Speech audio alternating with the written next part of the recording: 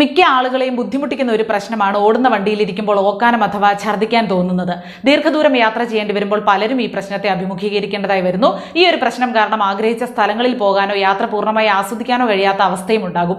Motion sickness മൂലമാണ് ഇങ്ങനെ സംഭവിക്കുന്നത്. വാഹനം മുന്നോട്ട് ചലിക്കുമ്പോഴും ശരീരം നിശ്ചലമായിരിക്കുന്നു.